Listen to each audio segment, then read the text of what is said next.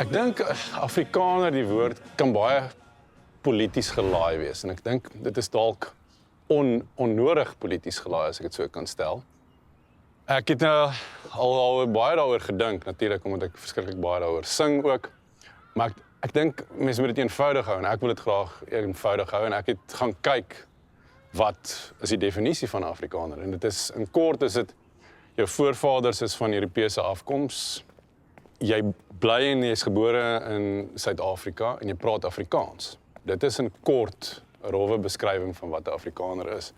Afrikaners vir my, die beginpunt is Afrikaans. As jy Afrikaans praat, dan beteken dit jy is Afrikaner, maar nie net praat nie. Jy moet in Afrikaans kan droom. Jy moet in Afrikaans kan bid. Jy moet met jouself kan worstel en baklei in Afrikaans. Jy moet seks kan hê in Afrikaans. En as jy daai bokse kan tik, is jy 'n Afrikaner. En dit gaan nie oor wat jou velkleur is nie.